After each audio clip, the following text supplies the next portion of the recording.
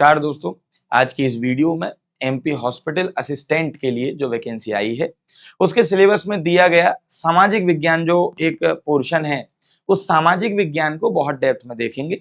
Video के अंत में आपके लिए बहुत इंपॉर्टेंट स्ट्रेटेजी बताऊंगा, पेपर को क्रैक कैसे करना है पूरी बातें आपसे साझा करूंगा। तो आइए एग्जाम के पैटर्न के बारे में कुछ बातें जान लेते हैं, फिर हम सिलेबस को डिकोड करेंगे, बहुत बारीकी से देखेंगे कि एग्जैक्ट कौन कौन से टॉपिक आपको पढ़ के जाना है, क्योंकि सिलेबस बहुत शॉर्ट में दिया है। पर शॉर्ट में सिलेबस दिया है इसका मतलब ये नहीं है कि टॉपिक कम है, बहुत सारे टॉपिक हैं, आज की क्लास में हम जानेंगे। पहले एग्जाम की बात करें, ऑनलाइन मोड में आपका एग्जाम होने वाला है दोस्तों।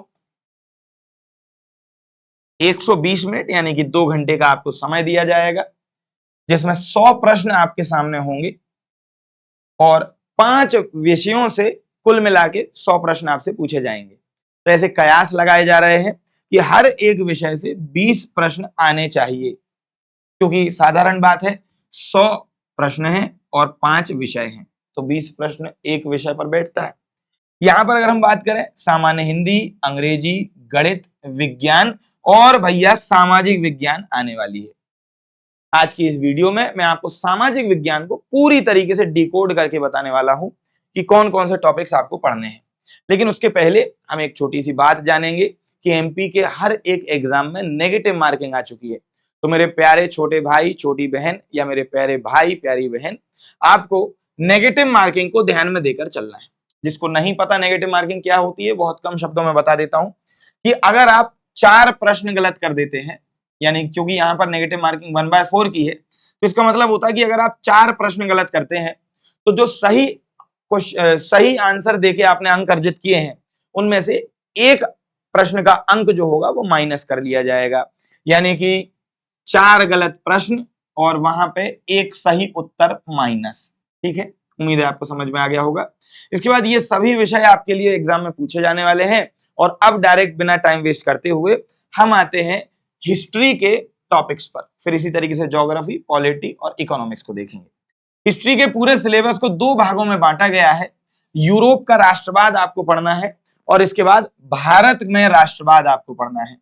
शुरुआत करेंगे यूरोप में राष्ट्रवाद से, जिसमें सर्वप्रथम आपको पूरी फ्रांसीसी क्रांति पढ़नी होगी, जहां से राष्ट्र का विचार आता है।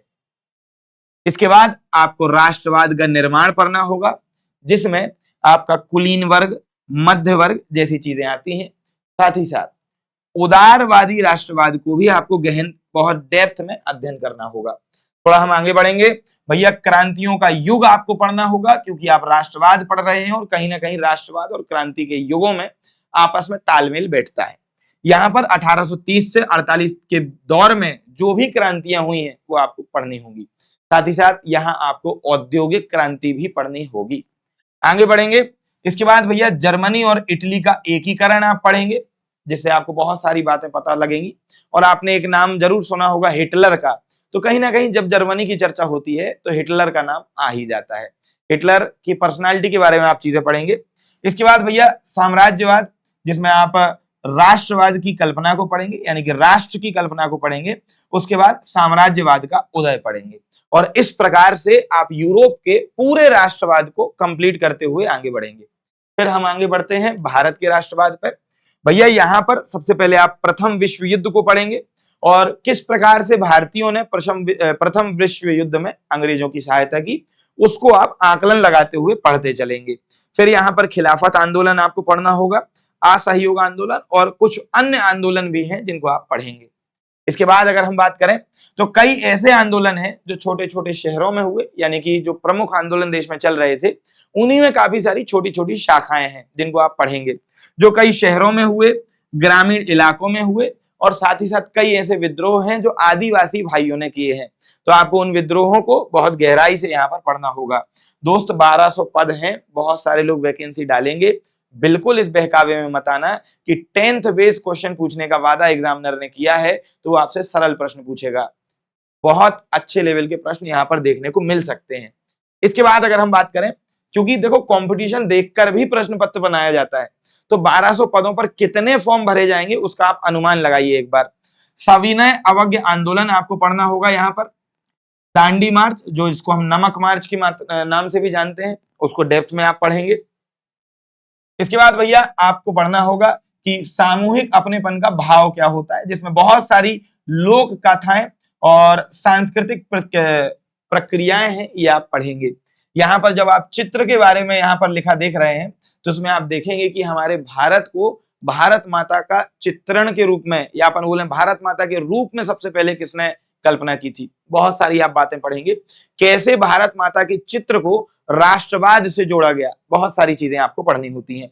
इसके बाद भैया भूगोल पर आ जाते हैं। भूगोल में काफी अच्छा खासा सिलेबस इन्होंने दिया हुआ है, लेकिन क्योंकि कम हेडिंग्स में लिखा है तो ज्यादातर लोगों का कहना यह है कि भाई साहब सिलेबस बहुत छोटा है। लेकिन हकीकत आज की क्लास में मैं आपको बता रहा हूं, यहाँ पर संसाधन, वन और जल, पहले भाग में संसाधन, वन और जल में हम पूरे सिलेबस को वितरित कर सकते हैं। यहाँ पर अगर आप देखेंगे तो संसाधन के अंदर संसाधन के प्रकार आप पढ़ेंगे, जिसमें समापिता के आधार पर आप प्रकार पढ़ेंगे, उत्पत्ति के आधार पर, स्वामित्व के आधार पर और विकास के आधार पर।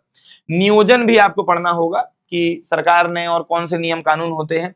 इसके बाद यहाँ पर भूमि उपयोग आप पढ़ेंगे, भूमि निम्नीकरण कैसे होता है, मृदा के सभी प्रकार आपको पढ़ने होंगे, साथ ही साथ मृदा अपरदन भी आप यहाँ पढ़ेंगे। इसके बाद अगर मैं आपको बताऊं तो वन्य और वन्यजीव के अंतर्गत आप भारत में वनस्पति और प्राणी जगत को पूरी तरीके से पढ़ेंगे, जिसमें आप संरक्षण देखेंगे, जैसे कि आप प्रोजेक्ट टाइगर को पढ़ेंगे, प्रोजेक्ट हंगुल पढ़ेंगे, प्रोजेक्ट एलिफेंट पढ़ेंगे, प्रोजेक्ट क्रोकोडाइल, बहुत सारे ऐसे प्रोजेक्ट हैं जो आपको यहाँ पर पढ़ना होगा। वनों के प्रकार आप पढ़ेंगे और केवल भौगोलिक दृष्टि से नहीं, यहाँ आपको आरक्षित, रक्षित और अवर्गीकृत वनों के रूप में उनको पढ़ना होगा। थोड़ा सा हम आगे बढ़ते हैं मेरे भाई। जल संसाधन में आप ये पढ़ेंगे कि भैया जल की दुर्लभता क्या है, संरक्षण कैसे हो सकता है, जो डैम होते हैं जिनको हम बहुउद्देशीय परियोजनाओं के रूप में जानते हैं, डैम आप पढ़ेंगे कि कौन कौन से डैम हमारे भारत में प्रमुख हैं। साथ ही साथ नर्मदा बचाओ आंदोलन और बांधों के लाभ और हानि को भी आप पढ़ेंगे। रेन वाटर हार्वेस्टिंग, जैसे वर्षा जल जो है वो कैसे संग्रहण उसका किया जाता है, यहाँ पर डेप्थ में आपको पढ़ना होगा। उम्मीद है आप सिलेबस समझ पा रहे होंगे। ये पूरे टॉपिक्स हैं, बाकी इन टॉपिक्स को करना कैसे है हर एक चीज आपको मैं बताऊंगा। यहाँ पर अगर हम बात करें तो भूगोल के भाग दूसरे में कृषि दिया हुआ है। इसके अंतर्गत आप कृषि के प्रकार पढ़ेंगे कि प्रारंभिक जीविका कृषि क्या होती है, गहन जीविका कृषि क्या होती है, वाणिज्यिक कृषि क्या होती है। साथ ही साथ आप देखेंगे कि रबी, खरीफ और जायद की फसलें कब बोई जाती हैं, कब काटी जाती हैं, कौन सी फसलें इनके अंतर्गत आती हैं। साथ ही साथ चावल, गेहूं, मोटे अनाज, दालें, गन्ना, तिलहन, चाय और कॉफी जैसी जो ये फसलें हैं, इनको आप बहुत गहराई से पढ़ेंगे कि कितना तापमान इनके लिए चाहिए होता है, कितनी वर्षा चाहिए होती है, किस प्रकार की मिट्टी यानी कि मृदा की आवश्यकता इनके लिए होती है। इसके बाद अगर हम देखें तो हमारी प्रौद्योगिकी जो सुधार हैं उनको आप पढ़ेंगे, संस्थागत सुधार जो है उनको आप पढ़ेंगे। साथ ही साथ सबसे इंपॉर्टेंट, सबसे ज्यादा प्रश्न जहां से आएंगे, आप हरित क्रांति पढ़ेंगे, श्वेत क्रांति को भी पढ़ेंगे। हरित क्रांति के अंदर कौन कौन से जीन्स का डेवलपमेंट किया गया जो अलग अलग फसलों में बोनेपन का कारण बने, उनको भी आपको पढ़ना होगा। इसके बाद अगर हम आगे बढ़े तो मेरे भाई इसके भाग 3 में देखो, हम यहाँ पर दिखावा नहीं कर रहे हैं, हम यहाँ पर कटु सत्य जानने वाले हैं कि कौन कौन से टॉपिक आपको पढ़ने हैं। यहाँ पर अगर हम बात करें खनिज और विनिर्माण में आप अगर बात करेंगे तो आप यहाँ पर खनिजों के प्रकार को पढ़ेंगे, धात्विक, अधात्विक पढ़ेंगे, लौह खनिज और अलोह खनिज के बीच में अंतर पढ़ेंगे। ऊर्जा संसाधन के अंतर्गत आप पारंपरिक संसाधन पढ़ेंगे, जिनमें कोयला, पेट्रोलियम, प्राकृतिक गैस, ये सब चीजें आती हैं। और साथ ही साथ गैर पारंपरिक स्रोत भी आप पढ़ेंगे, जिसमें सौर, पवन ऊर्जा, बायोगैस आपको पढ़ना है। खनिजों का वितरण और संरक्षण भी आपको पढ़ना होगा कि उत्पादन की दृष्टि से कौन से खनिज में कौन सा राज्य प्रथम है, इसी प्रकार से उत्पादन की दृष्टि से कौन से खनिज में कौन सा देश प्रथम है विश्व में। आगे अगर हम बात करें तो अर्थव्यवस्था में आपको कुछ महत्व औद्योगिक अवस्थिति पढ़नी पड़ेगी, जो कि भूगोल के पर्सपेक्टिव से आप पढ़ेंगे कि पर्टिकुलर टाइप का खनिज अगर कहीं पाया जाता है, उदाहरण के तौर पर अगर कहीं जिप्सम पाया जाता है तो कैसे वहां सीमेंट की इंडस्ट्रीज का विकास हुआ। इसके बाद हम पूरे उद्योग का वर्गीकरण करेंगे भूगोल की दृष्टि से, कृषि के आधार पर, खनिजों के आधार पर। जब हम बात करते हैं कृषि के आधार पर उद्योगों का वर्गीकरण, तो यहाँ सूती वस्त्र उद्योग, पटसन उद्योग और विनी उद्योग यहाँ पर आते हैं। इसके बाद लौह इस्पात उद्योग, steel, iron and steel industry, aluminium industry और केमिकल इंडस्ट्री और सीमेंट इंडस्ट्री जो है आपके खनिज आधारित उद्योगों में आती है। आगे हम बढ़ेंगे औद्योगिक प्रदूषण और पर्यावरण भी आपको इसमें पढ़ना होगा। अब आगे बढ़ते और विस्तार से जानते हैं कि जो राजनीति की बात यहां पर करी गई है वो क्या होती है, यानी कि उसमें आपको क्या क्या पढ़ना है। तो सर्वप्रथम आपको सत्ता की साझेदारी पढ़नी है। जब भी हम बात करते हैं सत्ता की साझेदारी की, तो एक बात अवश्य आपको यहां देखने को मिलती है कि बेल्जियम और श्रीलंका की काफी कहानियां आपको यहां पढ़नी होंगी, जो कि जातीय तनाव को दर्शाती हैं कि कैसे वहां धीरे धीरे जातीय तनाव जो है वो बढ़ता गया। और कहीं ना कहीं देखा जाए तो अलग अलग प्रकार के तनाव ही हैं जो नई नई चीजों का सृजन करते हैं। ठीक है, इसके बाद बहुसंख्यवाद के नुकसान क्या होते हैं, विधायिका, कार्यपालिका, न्यायपालिका और दबाव समूह जो है, इनके बीच की साझेदारी कैसे एक देश में काम करती है और देश को एक तरीके से साधारण देश से एक उन्नत देश की तरफ लेकर जाती है। इसके बाद आपको भाषा की नीति पढ़नी होगी और कुछ हद तक केंद्र राज्य संबंध का एक आयाम आपको यहां पर देखना होगा। यहां पर केंद्र सरकार, राज्य सरकार और स्थानीय सरकार के कुछ रूपों के बारे में आप पढ़ेंगे। थोड़ा सा हम आगे बढ़ते हैं और राजनीति के अंदर जो भाग 2 होगा उसमें आप कहीं ना कहीं समाज और लोकतंत्र के बारे में जानेंगे। इसके अंतर्गत जाति, धर्म और लैंगिक मसले होंगे, जिसमें आप श्रम का लैंगिक विभाजन, महिलाओं का प्रतिनिधित्व आप देखेंगे, धर्म, सांप्रदायिकता और राजनीति को आप साथ में देखेंगे कि कैसे एक साथ ये चीजें काम करती हैं। जातिगत असमानताओं को देखेंगे, राजनीति में जाति का प्रभाव आप देखेंगे। और कहीं ना कहीं आपको एक बात समझ आ रही होगी कि हॉस्पिटल असिस्टेंट के अंतर्गत एक बड़ा ही बृहद आयाम आपसे पूछा जा रहा है, जिससे आपको साधारण तौर पर एक समाज की और सामाजिकता की एक समझ हो, क्योंकि आपको पता है हॉस्पिटल में सभी समाजों के और सभी प्रकार के लोग आते हैं। तो कहीं ना कहीं आप जब एक इस प्रकार की समझ को लेकर वहां पर जाएंगे तो बहुत बखूबी अपने दायित्वों को निभा पाएंगे। इसके बाद बात करें लोकतंत्र के परिणाम की, तो भैया यहाँ उत्तरदायिता आप देखेंगे कि लोकतंत्र के लिए कौन उत्तरदायित्व निभाता है। जिम्मेदारी देखेंगे, वैध सरकार का निर्माण किस प्रकार से किया जाता है और किस प्रकार से धीरे धीरे धीरे करके एक वैध सरकार का कॉन्सेप्ट निकल के आए वो आप यहाँ पढ़ेंगे। अगर हम देखें तो आर्थिक समृद्धि आपको पढ़ना होगा, विकास और गरीबी यानी कि असमानताओं में कमी को आप देखेंगे। थोड़ा सा हम आगे बढ़ते हैं, सामाजिक विविधताओं और सामंजस्य और नागरिकों की गरिमा के बारे में आप यहाँ बहुत कुछ पढ़ने वाले हैं। थोड़ा सा हम आगे बढ़ते हैं, हमने यहाँ तक राजनीति के बारे में देखा। अब सबसे इंपॉर्टेंट, जहां से मुझे ऐसा लगता है कि क्वेश्चन बहुत पेचीदा आपसे पूछे जाएंगे, ये होगा आपका अर्थशास्त्र यानी कि इकोनॉमी। और आपको टेंशन नहीं लेना है, आपको ओवरऑल स्ट्रेटेजी के साथ में आपको अंत में वीडियो से विदा करूंगा। यहां पर अगर हम देखें आपको पूरी स्ट्रेटेजी दी जाएगी। यहां पर आपको विकास से जुड़े हुए कुछ मुद्दों को पढ़ना होगा, जिसमें आप राष्ट्रीय आय, प्रति व्यक्ति आय यानी कि पर कैपिटा इनकम जैसी चीजों को पढ़ेंगे, यानी कि आय और कुछ अन्य लक्ष्यों को आपको यहाँ पढ़ना है। मानव विकास सूचकांक, जिसमें स्वास्थ्य, शिक्षा और आय पर विशेष बल देते हुए आपको इसको पढ़ना होगा कि कौन सी वो संस्था है जिसने ह्यूमन डेवलपमेंट इंडेक्स को बनाया है और कौन कौन से वो मापदंड हैं जिनके आधारों पर अलग अलग देशों को रैंक किया जाता है ह्यूमन डेवलपमेंट इंडेक्स या मानव विकास सूचकांक में। इसके बाद हम देखते हैं कि विकास का जो कई धारणाएं होती हैं वो क्या होती हैं। इसके बाद भैया आप देखेंगे कि पूरे सेक्टर्स को कैसे 3 सेक्टर्स में बांटा गया है, जिसमें प्राइमरी सेक्टर, सेकेंडरी सेक्टर और टर्शियरी सेक्टर यानी कि तृतीयक जो आपका विभाजन है वो आता है। इसके बाद अगर हम आगे बढ़े तो इनके अंतर्गत आपको जीडीपी में योगदान देखना होगा, रोजगार सृजन देखना होगा और संगठन व असंगठित क्षेत्र देखने होंगे और सार्वजनिक व निजी क्षेत्र देखने होंगे। तो आप देख सकते हैं किस हद तक मैंने रिसर्च की है यहाँ पर और आपको कितना डेप्थ में बता रहा हूं कि एग्जैक्ट कौन कौन से टॉपिक आपको पढ़ के जाना है और आपका एक भी प्रश्न गलत नहीं होगा। इसके बाद अगर हम बात करें तो अर्थशास्त्र के दूसरा पड़ाव जो आपका आएगा उसमें आप मुद्रा और वैश्वीकरण जैसी चीजों को पढ़ेंगे। यहाँ पर जब हम बात करेंगे मुद्रा और साख की तो इसमें आप सबसे पहले विनिमय पढ़ेंगे, जिसमें आप वस्तु विनिमय को भी अच्छे से पढ़ेंगे। मुद्रा के आधुनिक रूपों को पढ़ेंगे, जिसमें करेंसी, बैंकों में निक्षेप यानी कि बैंकों में जो डिपॉजिट किया जाता है पैसा वो, इवन आपकी जो क्रिप्टो करेंसी होगी उसके बारे में भी आप थोड़े थोड़े आयामों को जानेंगे। बैंकों में ऋण की गतिविधियां कौन सी होती हैं, बैंकों के अंतर्गत एसएलआर क्या होता है, सीआरआर क्या होता है, रेपो रेट क्या होती है, रिवर्स रेपो रेट क्या होती है, ये सब कुछ आप यहाँ पढ़ेंगे। निर्धनों के लिए जो स्वयं सहायता समूह यानी कि SHG सबसे ज्यादा प्रश्न बनाते हैं यहाँ से एग्जाम्स। इसके बाद हम बात करें तो वैश्वीकरण के बारे में आप पढ़ेंगे, जिसमें आप LPG को भी पढ़ेंगे 1991 में, जो आपके डॉक्टर मनमोहन सिंह जी के नेतृत्व में, जो कि उस समय फाइनेंस मिनिस्टर थे, कौन कौन से बदलाव हुए उनका आप पढ़ेंगे। प्रौद्योगिकी को पढ़ेंगे, उदारीकरण को पढ़ेंगे और भारत में वैश्वीकरण का प्रभाव पढ़ेंगे। अंतरराष्ट्रीय व्यापार और टॉपिक भी यहाँ लिखे हुए हैं। अंतरराष्ट्रीय संस्थाओं में काफी आपको बहुराष्ट्रीय कंपनियों के बारे में जानना होगा, कैसे क्या उनके नॉर्म्स होते हैं, कौन सी कंपनियां बहुराष्ट्रीय कंपनियां होती हैं, बहुत सारी बातें। साथ ही साथ आपको वर्ल्ड ट्रेड ऑर्गेनाइजेशन के बारे में भी जानना होगा।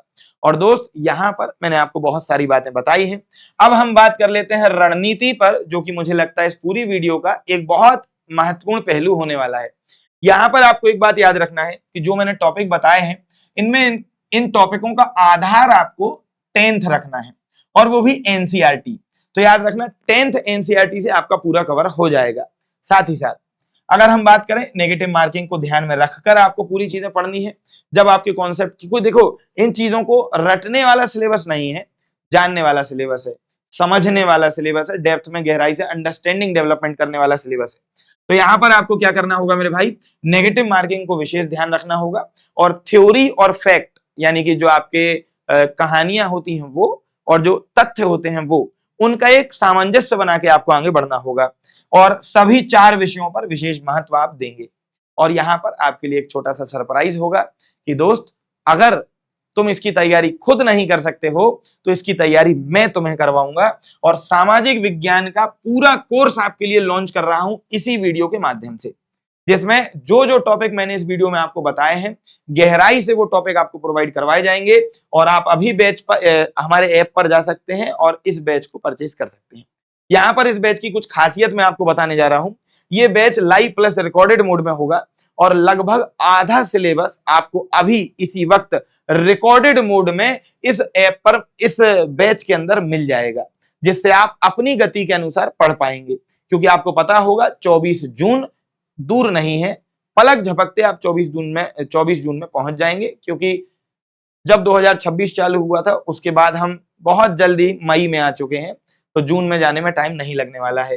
तो यहाँ पर आप अपनी गति से पढ़ पाएं, इसीलिए आपको एक तरीके से बोले रिकॉर्डेड आधा पूरा सिलेबस दिया गया है, और बाकी का जो आधा है उसमें आपको समय अनुसार आपको रिकॉर्डेड और लाइव मोड में पूरा सिलेबस कंप्लीट करवाया जाएगा। यानी कि जहां आवश्यकता होगी वहां रिकॉर्डेड दिया जाएगा, जहां आवश्यकता होगी वहां लाइव आके मैं आपको पढ़ाऊंगा। तो उम्मीद है आपको ये पूरा बैच जो है ये NCERT बेस्ड होने वाला है।